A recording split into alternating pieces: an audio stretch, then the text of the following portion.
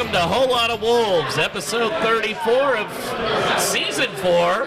We're your hosts. I'm Joshua Buckley. I'm Paul LePage. And we are live in Nashville for FanFest, as is Mr. Danny Paletti from Baltimore. Danny, how's it going? Going pretty good, all things considered. It was going really well, Paul, until it wasn't. And then I didn't think that we would be traveling all this way to Nashville, Tennessee, just to get screwed. But here we are. That's right, like night follows day. It's been too long for a controversial VAR decision, and it just seemed like at every moment today they were trying to give one, and lo and behold it came to stoppage time where balance of play, I don't mind losing those types of games when the state of the play dictates it and the chances, and fair play to them, they turned it around in the second half and they were better team, but to have that type of decision and to be unprecedented, again, when's an official ever gone over to the screen to review VAR calls? So, there we go. And it was a weird angle anyways. It was like from the side, and it wasn't even video, it was just like a picture. So I don't know how you reverse that decision. I don't think that's a clear and obvious error. And I'd be very curious if the situation was reversed and West Ham had scored on that, whether or not that even goes to VAR. Yeah. None of the West Ham players were calling for that. That's right. Yeah.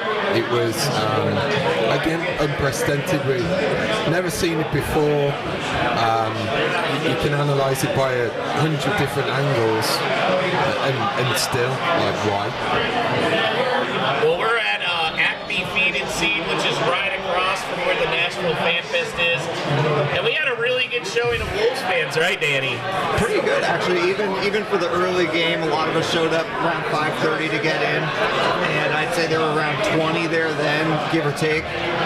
But then they really started filtering in, after that first game finished, and we probably ended up with, I don't know, what'd you say, at least a couple dozen, maybe closer to 40, 50? Yeah, I'd say probably 35-ish people. Yeah. And we were loud. We were doing well. We were getting on NBC. And I know Todd from Minnesota, boy, he was running around like crazy on that tying goal.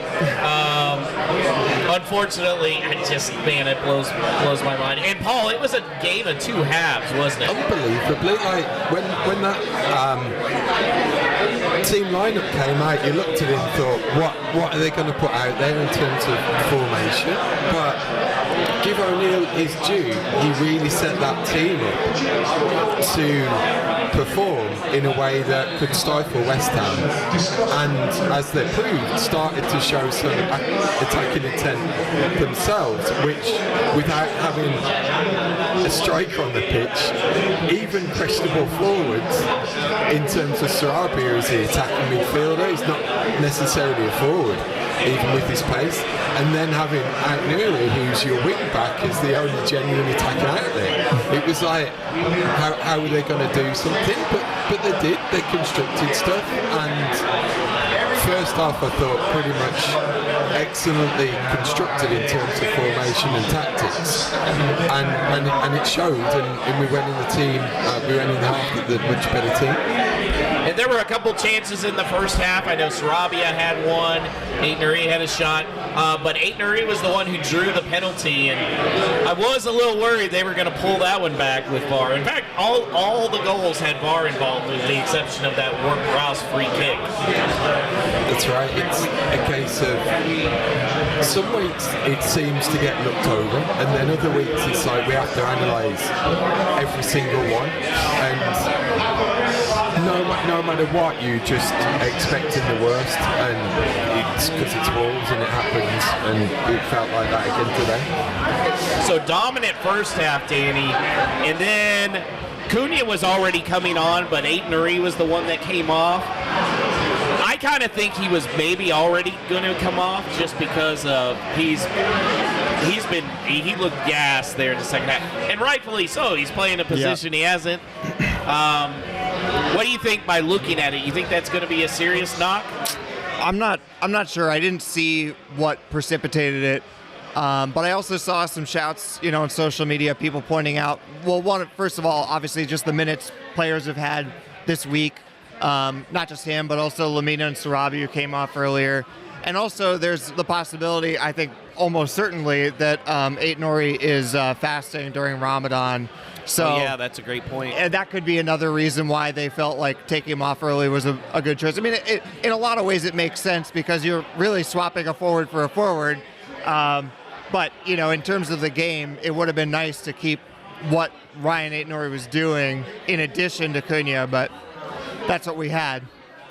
Paul, it kind of seemed like they were just a little disjointed in their passing and their formation once he went out. Second half it did. It was like night and day. Like the first half was working some beautiful triangles and that movement was really coming off, and second half it just wasn't. And I think there's elements within there of if Cunha's your link-up man who's going to drop deep and craft those plays, he's going to be a little rusty still, and that was showing. So he needs that gradual accumulation of minutes to get back up to the standards that he was showing before then. So any type of change like that, especially when you've got such a small squad, it's going to impact it. So Max Kilman a little bit in the news this week with Manchester United rumors, and then he goes out and gives up the penalty. What do you think he was thinking there? I mean, as a defender, you have to know you can't have your arm out that far, Danny. Yeah, I suppose. I still get frustrated at those. It's the right call, the way that they've been calling handballs the last few years, but he's already turning away from it. Even the comm said, he's made his body unnaturally bigger, but when you're side to it and your arm is behind you, how much, I don't know. It's still frustrating regardless. It's another one where it feels like people on social media are also going to pick out that he doesn't really protest it, whereas a lot of players would.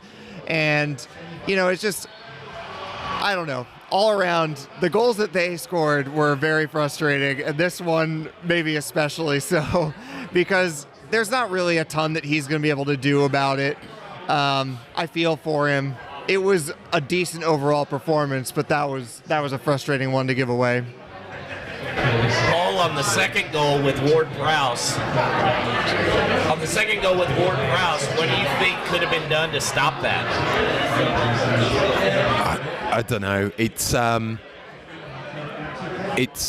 some type of positioning, but you're not necessarily anticipating it because it often doesn't happen so much.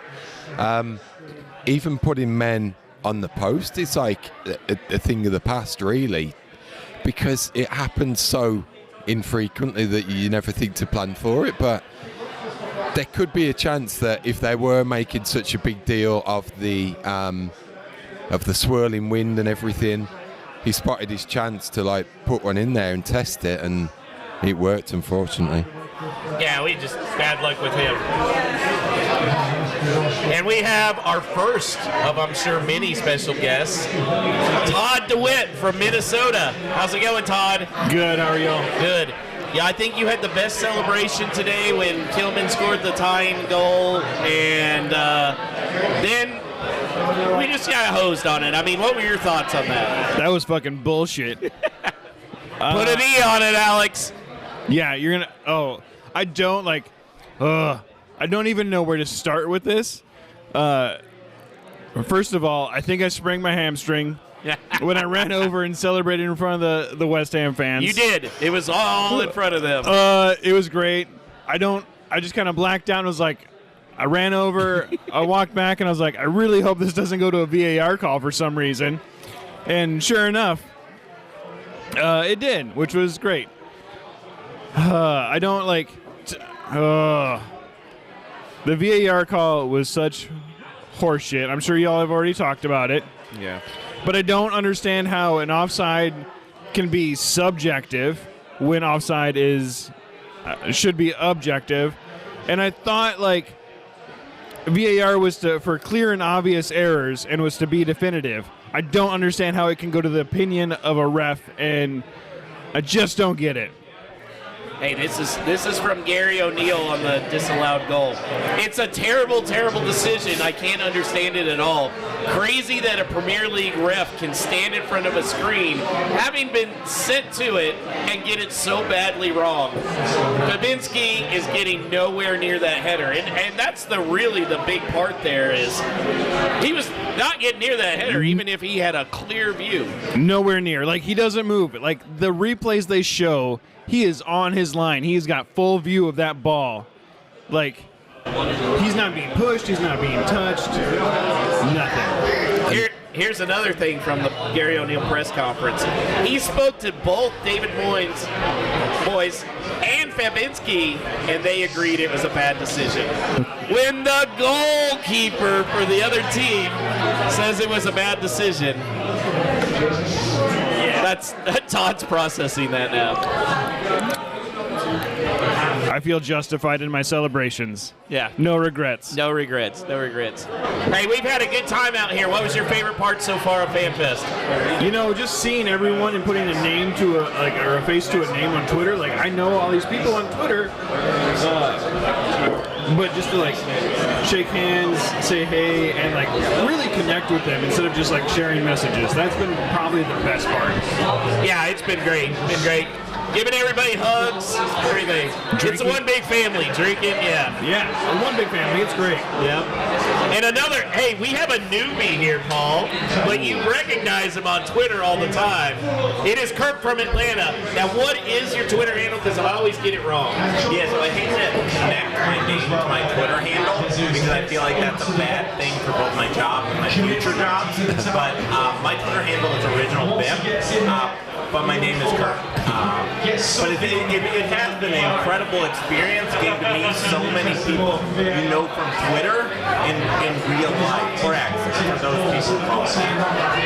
Yeah, it's been exciting to get to meet all you guys, and Paul, apparently we have fans out there. I would have never guessed it. That's right, where it reminds me of like going to a family wedding of these cousins that you never see for like years, and then you all come together and it's like you're bonding over that commonality again. So. Well, talk a little bit about the decision there at the end.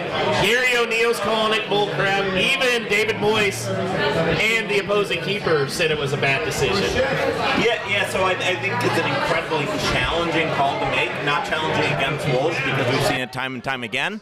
But it's one of those things where I feel like if you watch the replay and you saw that it was a situation where maybe there was contact, maybe the keeper had to move out of the way to get a view, but neither of those things occurred. So from my perspective, it's another VAR decision against Wolves, but one that is not surprising as a result. Kurt, how'd you become a Wolves fan? So big fan of Portuguese soccer, and that translated well in the past to supporting Wolves. Now it's probably a bit more of a Brazilian pipeline, but still has the Portuguese roots when I started supporting. And you've been back for a good few games to go and watch at Molyneux, is that right? Yeah. Yeah, so I saw us draw with Chelsea. I saw us get obliterated by Man City. Incredible. Was that the De Bruyne game? I think it was like 3-4, maybe 5-0. But nevertheless, incredible atmosphere. Always a great time at all the pubs in Wolves. So one I would recommend for everyone. And it's one where it's easy to get up from London up to Wolverhampton. That's great. And you're a Hawks fan, too. I mean, you're glutton for punishment here. Between Atlanta sports, the Illini, and Wolves, I suffer quite a bit in my life. That's what I tell people. We're Wolves fans, we're masochists, aren't we? Yep. Well, Kurt, we really appreciate you having it. It's been great to meet you. Yeah, you guys as well. Really appreciate it, and hope to connect again soon. Oh, absolutely, absolutely. I feel like it's just one big family of Wolves fans. It's amazing what suffering will do to bring people together. That's right.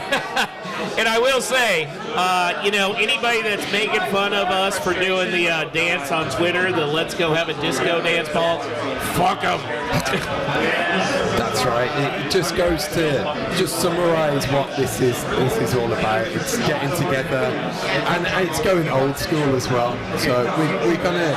I think we should reclaim Let's All Have a Disco as like our country dance from this point forward. So Yeah, you brought up Let's Go Have a Hoedown. We could have done that too. yeah. All right, we got a new guest. How's it going? How's it going? Doing good. New to podcasting. You tell me what to do. Yeah. Well, hey, just introduce yourself. How'd you become a Wolves fan? Sure. I'm Ryan from Cincinnati, Ohio. I think I'm the only Wolves fan in Cincinnati, Ohio. Okay. So, it's a funny story. During COVID, I wanted to get into Premier League, and I didn't know who to root for. So my friends who are actually Liverpool fans, they're nice people. They're nice people, I swear. And so I was like, I don't know who to root for. I don't want to root for like the big dogs, but I also don't want to root for like a Burnley or a, Norwich, where I'm like constantly in relegation. So we did a random number generator on Google, and the number came up 6, and at the time Wolves were 6 on the table. So that's how it's done. Bless your heart. Bless Yeah. your heart. Do you wish it had fallen on another number, or are you glad with the decision? I like Wolverhampton. It's, I don't know, as I watch more and more Premier League, I become more understanding like how it is related to baseball and basketball, where like you have the super teams or you have all this sort of stuff, and then you have the rest of the pack. So, but no, it's good. I like it. I mean, we're competitive. Obviously, I'm still trying to understand the whole like FFP stuff and how that works, because Man City, Man City's like changing the whole rules now because they know they'll be like relegated to the National League. They'll be down with Wrexham, but no. Who's your favourite player? Oh God. I mean, when we first started watching, I was also watching Game of Thrones. So Pedro Neto, I always called him Robb Stark. He looks like Robb Stark, so I always called him that. He was always fun to watch, but I know he's probably going to be gone this summer. Yeah, that's going to be interesting because of the hamstring injury popping up again. Yeah. I don't really know. I don't know. Like, I could see a big club buying him, but also I don't want to sell him off for cheaper than what he's worth because of the injuries. So. Now, did you get a chance to see Yerson Mosquera when he was playing in FC Cincinnati? We loved Mosquera. I was hoping he would come back. I mean, he'll eventually come back to Wolves, but he's out on loan now. But, yeah, we loved Mosquera in Cincinnati. So do you feel like he's somebody that Wolves are going to be able to count on in the future back there? Maybe with some a year or two. I think he has a little more growing up to do. But, yeah, I for sure think – and I hope if he makes that step, then it becomes more of like we can kind of sell Kilman in order to make that money to then buy other talent as well. Yeah. I don't know if anybody's buying Kilman after today. I mean, he got a good header. That handball was caused by Totti not being able to clear the ball. That second half, it was a tale of two halves. Yeah, it as really you probably was. maybe talked about earlier. Yep. Yeah, So. it really was. It was kind of crazy. Kind of crazy. What's been your favorite part of FanFest? Oh God, I got here early, seeing all the stuff, like all them signing stuff up on the stage, interacting. It's just been fun. I did not expect any of this, so this is my first time. So. Yeah, it's been a good Wolves turnout, and special shout out to Andrew Smith's wife, Trish. She made a whole bunch of signs and pins. The signs were awesome. The signs were great, including the Rebecca Lowe Show Wolves Some Love sign. Yeah, she was doing great. So. Well, thank you very much for coming on. We appreciate it. Thank you. And we have a whole lot of Wolves favorite right here, Mr. Wolfman Jeff. It feels strange being here without Andrew. I gotta let you know right now. Yeah, well, Andrew's I feel over there, incomplete. Yeah. Yeah, that's okay. That's okay. It's your time to shine. Oh, there you go. Well, I'm sure he'll have his rant. Oh, I was standing beside him when that goal was, well, for all the goals, good and bad. Yeah. It was about what I expected with watching with the Andrew. first half, I got to watch more of the first half because we had to move around at the second. First half, I still think Gary does the best with the pieces he has. Absolutely. But I do think that West Ham deliberately was going to wear us down. They're so compact, and we didn't really have the talent to go ahead and finish anything up in the middle, and West Ham was expecting that, and they just closed us down in the middle. So without having an active winger, that made it troublesome, and there's only so much Ryan Nuri can do for us. And then Boubacar Traore lost his mind for a little bit and thought he was Ruben Neves trying to hit bangers outside the box. Well, there was a few shots that were way outside, that I was kind of thinking, that's not going to go in. Why are we trying? I mean, I kind of follow the Charles Barkley method. If you push up middle in the box, even if you don't get the goal, you might draw a foul. Absolutely. And you might get a penalty, but you're not if you're way out there at a shot that's very unlikely to go in and it's not prepped. So there was a few shots like that I was disappointed that we didn't really push for them. But I didn't get all the subs. Obviously, Ryan Nuri had to come out, but at least he was replaced with Cunha, who we could trust. But you pulled out a lot of our players who were making the impact. And I know that Gary's already dealing with such a hurt side. We're held together by duct tape and birthday wishes right now. So it's, I'm using that one, Paul. Duct tape and birthday wishes. I love it. So I guess why he's being cautious. But if we were up 2-0, then those subs may have made a little more sense to me. I agree. But at the end, and I will show this as an example of our fight, is we we actually did tie it back up if it wasn't for the VAR. But yeah, it was very frustrating, especially how well we controlled it the first half. We just ran out of steam. Yeah, it's a fun team. We were talking about that yesterday. It's a fun team to root for this year, and hopefully we don't lose too many of these guys during the summer. Paul, as each game goes by, I think Aitner is going to be caught up by somebody. I think so. It's got to the point that he's showing something now in every one of these games, and just the exposure and that glamour for talent it really put him in the shop window, where if you'd have thought this time last season, would you have been thinking about that? I don't think Lopetegui would have thought that either. So last season, we would have ducked our heads down in defeat. Absolutely. True. And that's the thing. Even if we're not playing well, we still fight. Yeah. And we still fight with dignity. We may not do what we want, but we don't give up. And I can't say that for the previous two managers. Yeah, no, that's 100%, and really it shows just the courage of the young players on the team.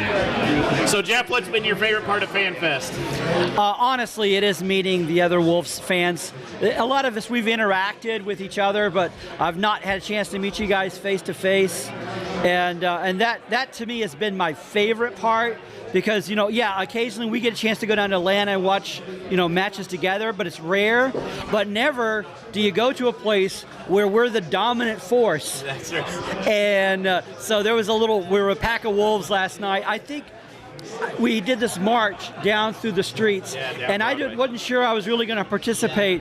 And I ended up somehow in the front. You did. And after a while, I thought you'd have to go and give me some oxygen. And... So we were... It was a lot longer walk than we thought it was going to be. Yeah, well, the energy was there, but then the energy was gone about 2/3 of the way. But that was fun. The other thing is you got to see Rebecca Lowe, which is, for reasons, that's always exciting. But it's I didn't get a chance to meet Tim Howard. I do want to meet Tim Howard. One thing I like about him, not just what he's done for U.S. soccer, but what he does for his local community, what he does in... with the Memphis team, and he puts us. He doesn't just talk about it. He's actually investing into building up this beautiful game here in the U.S. And so I got a lot of respect for that. And plus, he's done a lot for the U.S. team for the years. Yeah. When I saw Wolfman Jeff at Acme Feed and Seed yesterday, first time, it was like, one of those slow motion, like running with the plow, you're running in the flowers for the big hug. With the wind in our hair. Yeah, just kind of that there. Yep. Yeah. So, I want everyone to have that thought in your head, stuck there. It was a beautiful bro moment. Two big guys guys running at each other and for a big hug. I had Danny meet me at the gate of the airport, and it was very romantic. It was sweet. Things like that doesn't happen anymore. So just to experience that over this love of this great club, I'm going to embrace it. So. Yeah. Yeah, because like a lot of rom-coms, it ends up at the airport. So that's so sweet. This is so beautiful, man. We have got plenty of options of romance with options to buy from this weekend. Yes, I Definitely. agree. Well, if we would have won, I think the bromance would have been even higher. But now we're just sharing our tears with each other. Yeah. I got to meet Dave Cope from New York Wolves. Some people that I've interacted with on Dave's channel, or the people I've heard on your channel, or just interacted with online, get to see them face to face, and then plus all these people that I had no idea who they were, which just reminds us how big Wolves supporters are in the U.S. Yeah. So if you're out there alone, hey, we're part of a bigger group and we're continuing to grow. And I think what's really cool is the expats that are here, like Paul, like David, like Andy Overton, like Andrew Smith. Yeah. Like, they get a kick. They've really taught us a lot about the club, and that's what I think is really cool. So how America and the UK guys have really blended But together. I think now, looking amongst here as a snapshot of who's attended, Yeah. it's probably 65-35 in terms of natives versus expats now, which is phenomenal. So keep that growth up. And My only complaint is I was hoping that Paul was going to bring some of that Sledgley water that he talked about before. And so here I am, a little parched. There's no Sledgley water, so or Sedgley, Sledgley. Yeah. Sedgley. Yeah, Sedgley. So Well, Jeff, man, it's been great to see you. it's really good seeing Been you great guys hanging face to out with face. everybody. Your wife's a gem. Yes. I don't know how you lucked out with it. And I was thinking the same for you. My wife was, she was definitely being heard at FanFest this morning. We're not only batting out of our league, we're batting out of our sport. Yeah, right. And you mentioned Mr. David Copey, and here he is. Thanks, Wolfman. I'll see you guys. David Copey, one of the OGs for helping bring Wolverhampton and making it U.S. fans.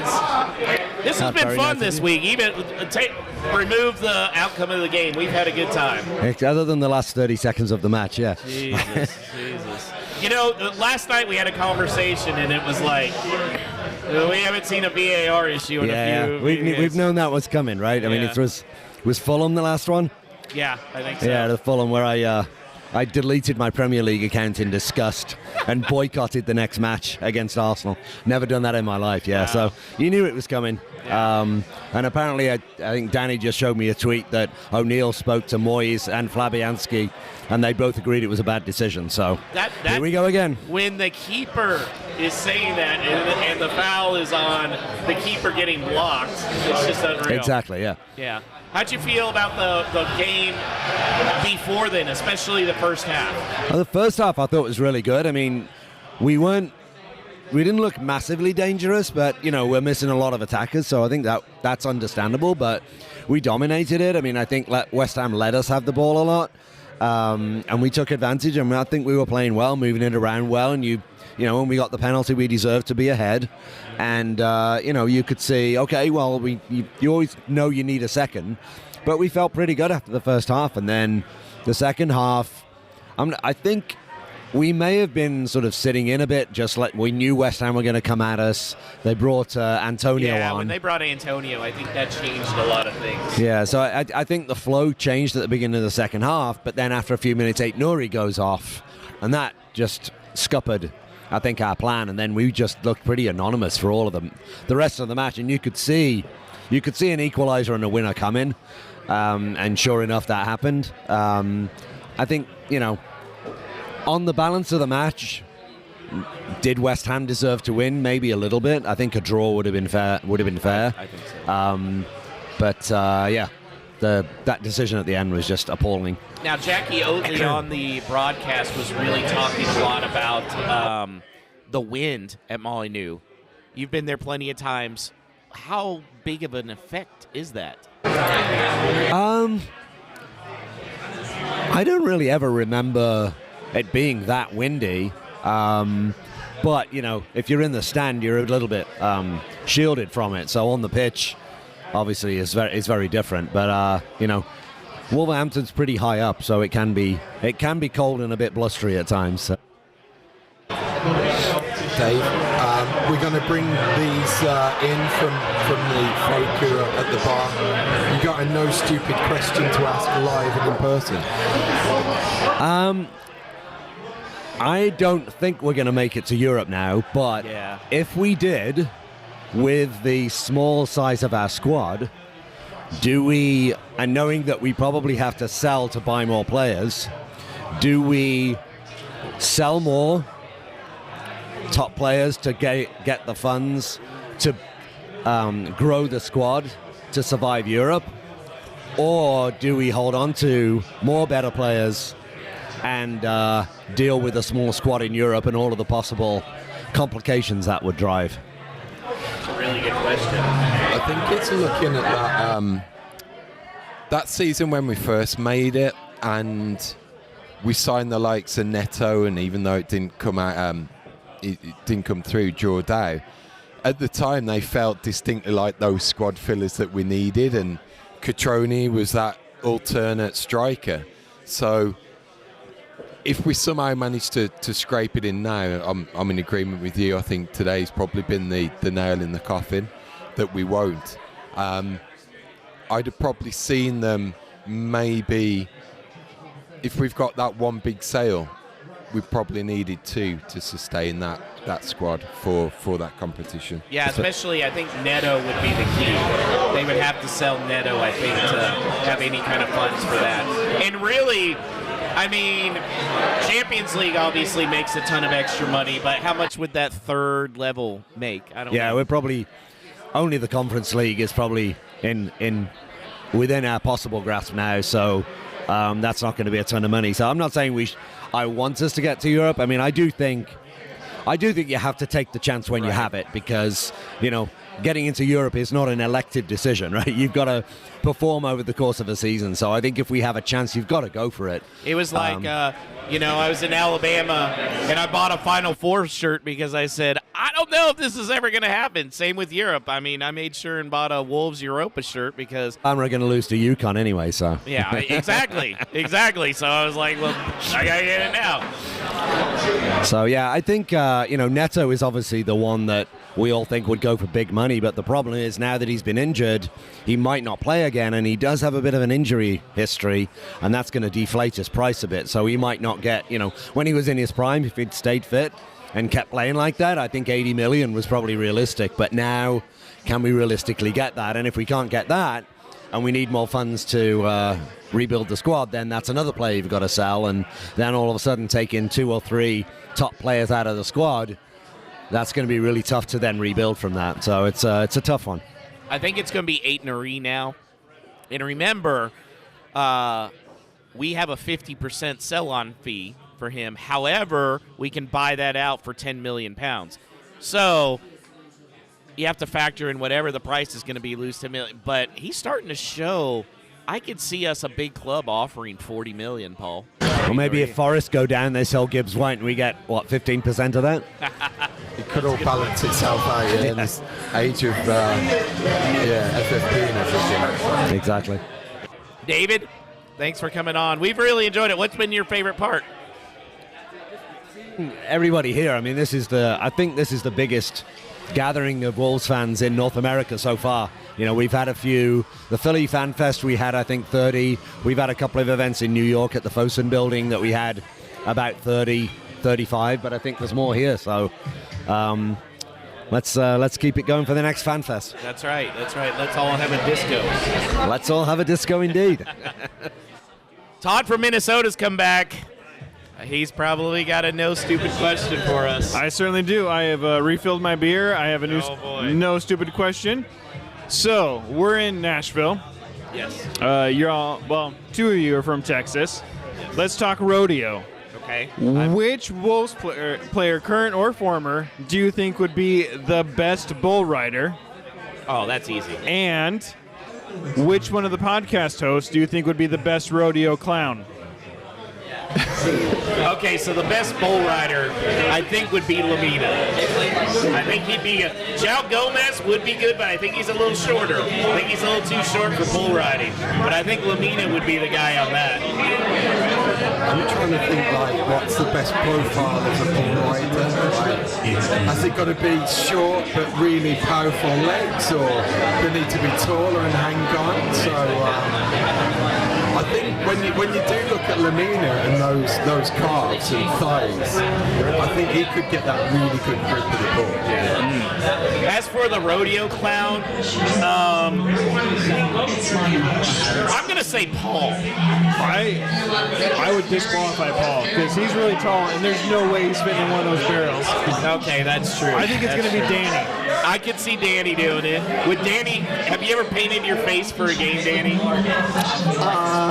Back in high school, yeah. Okay, that There we counts. go. That counts. There we go. Yeah. Yep, fitting in the barrel. You know, the rodeo clowns don't actually do that much anymore. They just sit in the barrel. It's the three guys that are rounding up everybody. Lame.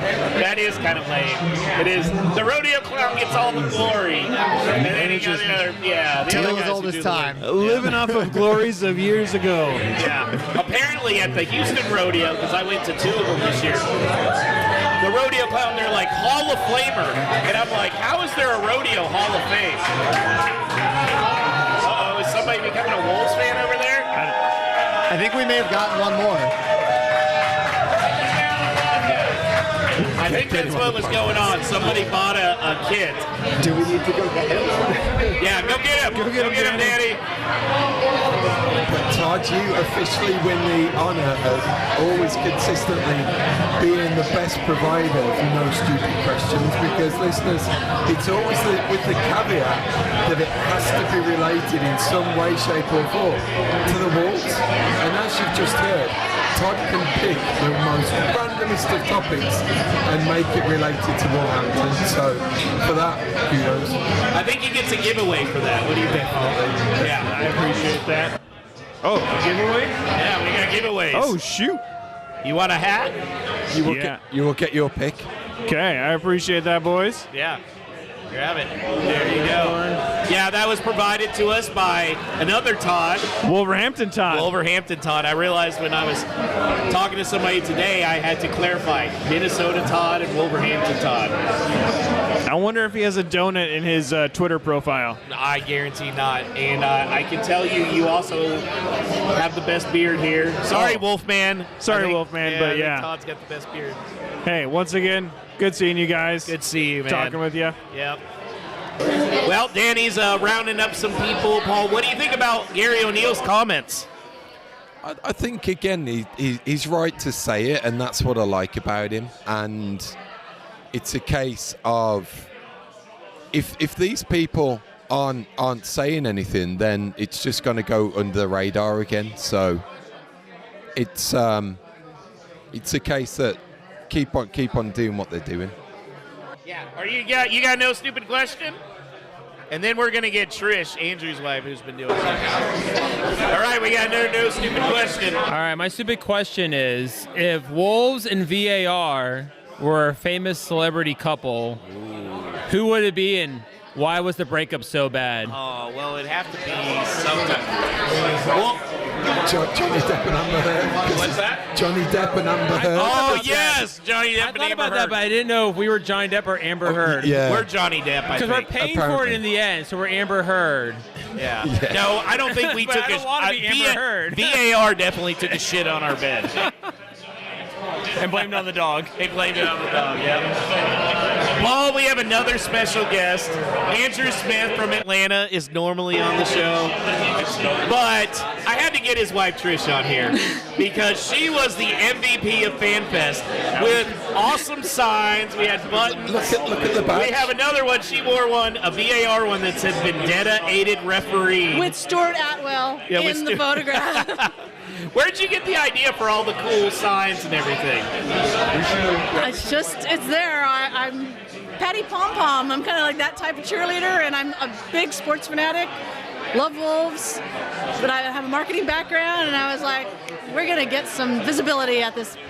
So, did you like soccer before you met Andrew? Sadly, no. I married into football. I married into Wolves.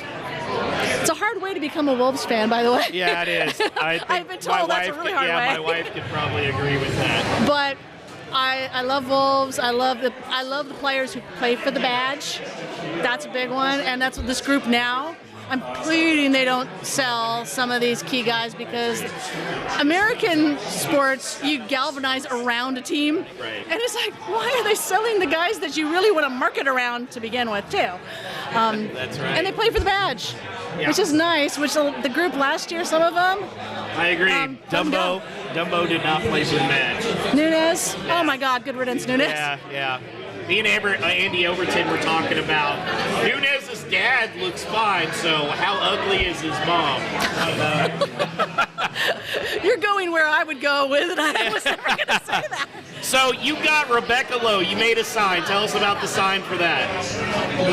Well, I'll tell you the background of how the sign even became made. Okay. Is I sent a letter or an email to Wolves saying we'd love to help out at FanFest to get more visibility, and I want to go there with signs so that they give Wolves more love. And I said, I'm thinking signs says Rebecca, show Wolves some love, or Robert Plant loves Wolves, so the Robbies should too. And luckily, Wolves said, we'd love your help. And before I knew it, they actually sent me actual artwork to have printed off. But I didn't get it until about 24 hours before we were supposed to leave. So we got those signs, and Rebecca... She was a good sport. She held it in between one of the games. And then the Robbies definitely saw the Robert Plant one. Oh, yeah, they kept pointing to it on stage. They one of the Robbies blew a kiss at Paul for holding it up. So we really appreciate it. Paul, it's been surreal to have a whole lot of Wolves signs in buttons. And then last night on the way to Skybar, Trish actually started the whole lot of Wolves chant. Right. So we really appreciate the support, man. And we love getting to meet you. We always make fun of Andrew. He's our resident curmudgeon. I noticed he hasn't gotten on yet, probably because he's ready to cuss it up. Yeah, he's still decompressing. So, I tend to be the more positive of the group and tell him to calm down. What is he like after a loss like that? Oh, for the games, they end by about noon. So the weekend is lost. They're absolutely lost by then. So, yeah, I'm always praying for a draw at least. And if not, if we win, we are on cloud nine because the game has ended early enough that we're riding that high. And then every other team, the expectation is, okay, is every other American team going to follow suit? And that makes the weekend. So. Nice. Yeah, it's always on the group chat. If there's a loss, you can guarantee Andrew at some point will send a text. Exactly. He's very opinionated about things, but he's right a lot of times about his prognostications. I'm like, dang, he's right, even though it bugs me to say that. He was right about Bruno Lodge. We give him credit for that. Oh, and he pegged that early too. He did. Trish, thank you so much. We've enjoyed getting to have you. And enjoy thank the signs. You so much take for them the back signs. and put them in your office. Yeah. Oh yeah, definitely. Take care. Thanks. Okay. Guys, I think that's about it. Danny, thanks for rounding up some people. Yeah, second time I've had to fill in for producer Alex, but yeah, we miss him. We do miss him. Alex wasn't able to make it. A work event popped up, but he's been here in spirit. We miss you, Alex. Hopefully next time we all get together, he can come. And Paul, what do you think? Are we going to try and have a Tex Fest next year? I think we've got this theme going on pretty well, and it just came like a perfect storm with this location and being fairly central, relatively easy for people to get to. But just looking behind me at the Dallas Wolves contingent, there's options for there as well. So we'll see where the Fan Fest potentially take us. But I really like this concept of us going out on the road and doing things collectively and making a big deal with the support of the club and getting everyone on board. It really shows the strength of the pack, so long may it continue. And we've really appreciated people that have come up to us and say, hey, we're a big fan of the podcast. I've heard it. Hopefully we got a couple of new subscribers during this trip, but man, thank you. If it wasn't for our fans, Paul, this wouldn't be a show. So yeah, bunch of thank yous, the listeners who've come, who've participated here. Justin, Tennessee Wolves, has scheduled this fantastic. venue. We're at Acme Feed and Seed. It's right on Broadway. It's like the actual absolute hub of the whole fan fest. So he's been MVP in terms of securing the venue and putting all of this together. So it's been phenomenal. And to everything that's gone into it, to the Oil and Gas Global Network who've helped power this podcast with our equipment. It's been a really good effort of coming together. So. And Danny, Lots it's of been fun. good to see you again. I know I got to meet you in person in Chicago. Paul hadn't met you in person yet, so it's just been great for the three of us to get to hang out as well. Now Alex is the mystery man. Alex is the mystery man. We'll get him. We'll get him at some point, guys. So with that, we will be back for our episode next week. It's going to be after the Nottingham Forest game. So we've continued to say it proudly. We'll continue to say it proudly here in Nashville at the Fan Fest. But there's going to be an addition to it. So it is, listeners, up the mighty walls and let's all have a disco. Let's all have a disco. Na na na na. Ooh. Na na na na. Ooh.